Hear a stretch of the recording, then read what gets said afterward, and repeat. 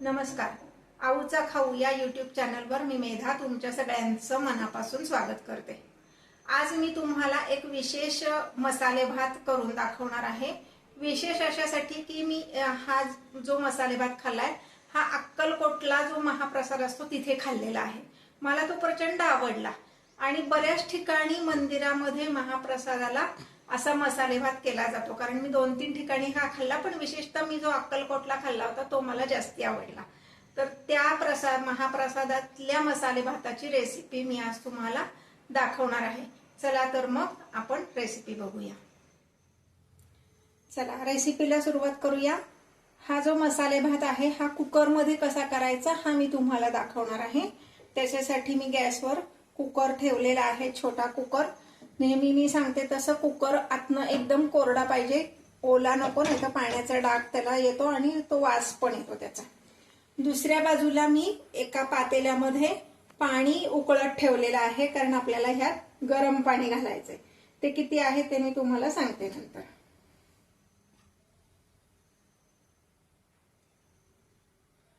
साधारण 2 टेबलस्पून एवढं तेल मी तापत ठेवलेलं आहे.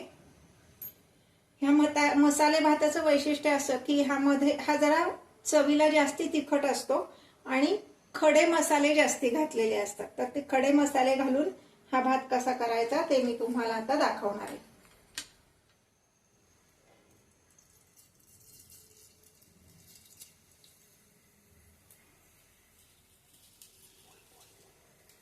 हे पाहता मी ह्यामध्ये मोहरी घातलेली आहे.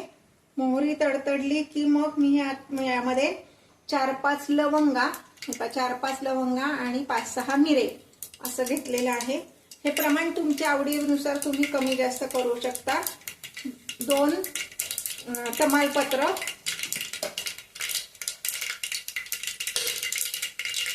5-6 कढीपत्त्याची पानं,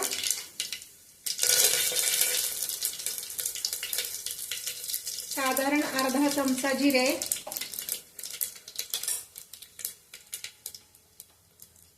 मिसळणीच्या डब्यात जो चमचा असतो त्या चमच्याने हिंग,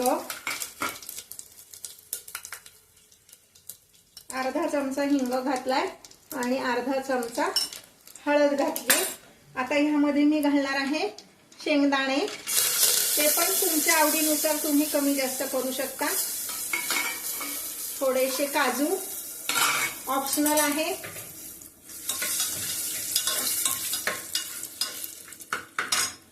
आता ह्यामध्ये मी 1 चमचा एवढा हिरवी मिरची आणि आलं ह्याचा ठेचा घालणार आहे. म्हणजे साधारण 4 मिरच्या आणि थोडासा एक छोटा तुकडा आल्याचा असं घालणार आहे. त्याच्यामुळं मसाले भात छान चरचरीत होतो. आता मी काय केलंय, एका बाउल मध्ये मोठ्या बटाटे, गाजर असं चिरून घेतले. फ्लॉवर, ज्या भाज्या तुमच्याकडे अवेलेबल असतील त्या भाज्या तुम्ही ह्यात घालू शकता. ह्याला काही असं ठराविक प्रमाण असं नाहीये, जेवढं तुमच्याकडे अवेलेबल असेल तेवढं. मी 1 गाजर, 1 बटाटा आणि साधारण अर्धी वाटी फ्लॉवर आणि अर्धी वाटी मटार असं घेतलेलं आहे. हे यात घालते.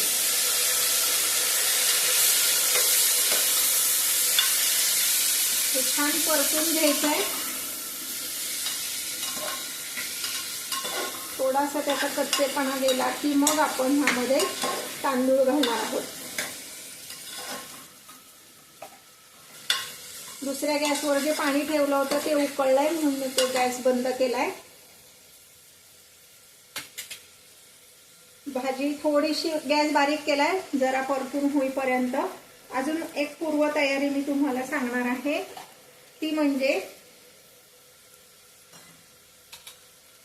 आपलं हे जे कुकरचं झाकण आहे की नाही त्याला आपण असं इथे, म्हणजे जिथे आपण शिट्टी लावतो तिथे आणि पूर्ण ह्या गॅसकेट म्हणजे रिंग जी असते त्याला आपण तेल लावून घेणार आहोत. त्यामुळे ह्यात काय होतं की आपण जे मसाले भातात मसाले घालतो ते असं पाणी वर येऊन मसाले ते वाया जात नाही.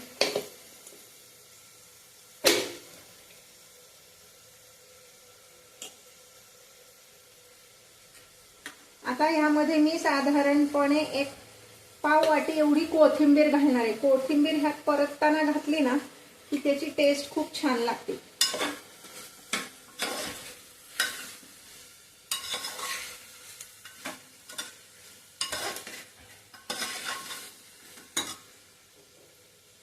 आता ह्यामध्ये मी घालणार आहे तांदूळ.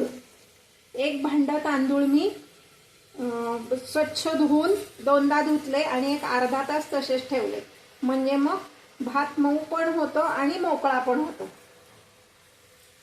मी कुठलं भांड घेतलं होतं ते प्रमाण तुम्हाला दाखवते.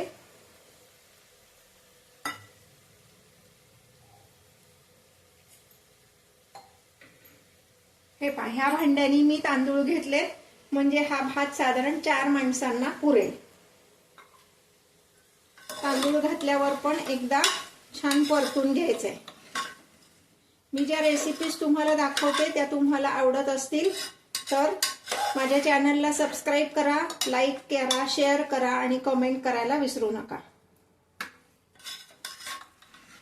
आता ह्यामध्ये जरी आपण खडे मसाले घातलेले असतील तरी सुद्धा आणि हिरवी मिरची पण घातली, पण हा मगाशी मी सांगितलं तसं हा मसाले भात थोडासा तिखट असतो, म्हणून मी ह्यात पुन्हा थोडंसं एक अर्धा चमचा एवढं लाल तिखट घालणार आहे.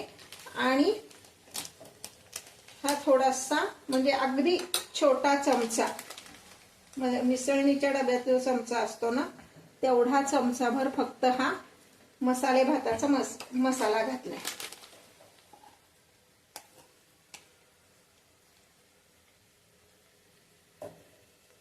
साधारणपणे 1 ते 1.25 चमचा एवढं मीठ घालायचंय.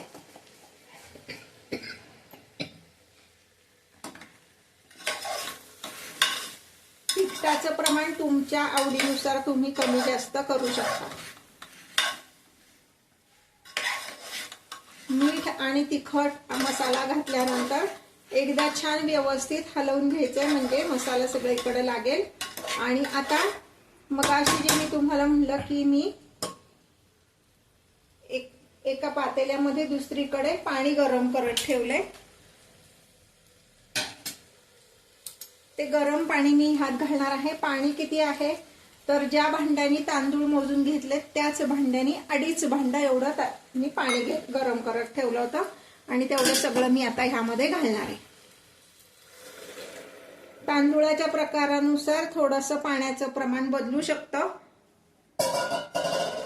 माझ्याकडे हा मी कोळम तांदूळ घेतला होता, हा 2.5 भांडीमध्ये व्यवस्थित शिजतो. तुम्हाला बासमती घ्यायचा असेल तर तुम्ही बासमती पण घेऊ शकता. बासमतीला पाण्याचं प्रमाण थोडंसं कमी लागतं. आता हे व्यवस्थित हलवून घ्यायचंय आणि आता ह्याला मी झाकण लावते कुकरचं आणि 3 शिट्ट्या आपण करून घेणार आहोत. शिट्ट्या करताना मीडियम फ्लेमवर करायच्या. तर गॅस मी मीडियम फ्लेमवर ठेवते आणि 3 शिट्ट्या झाल्या की आपला भात तयार होईल.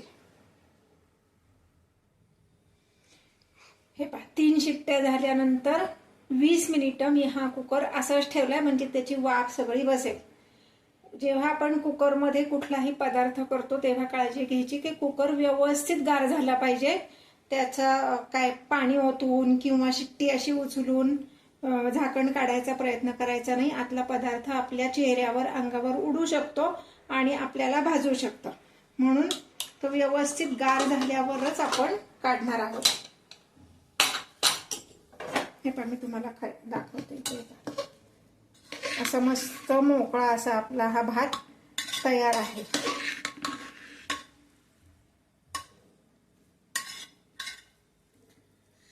आता हा सर्व कसं करायचं ते पण दाखवते.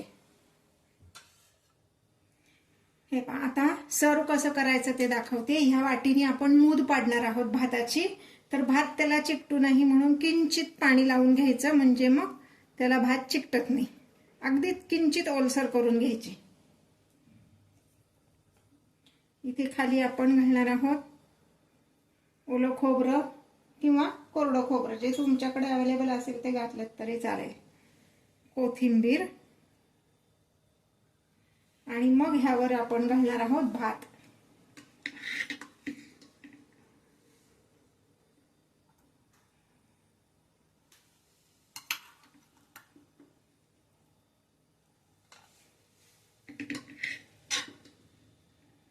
भात गरम असताना मूठ पाडणार असाल तर जरा काळजीपूर्वक करा, हाताला भाजू शकतो म्हणून.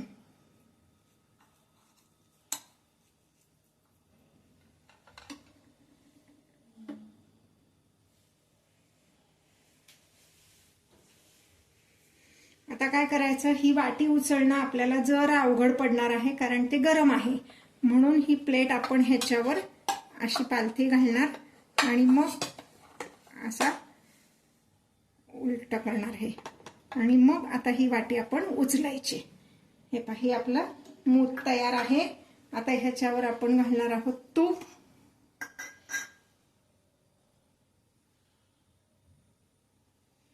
आणि ह्याच्याबरोबर तुम्ही कुठलाही पापड घेऊ शकता. मी हा पोह्याचा पापड घेतलेला आहे.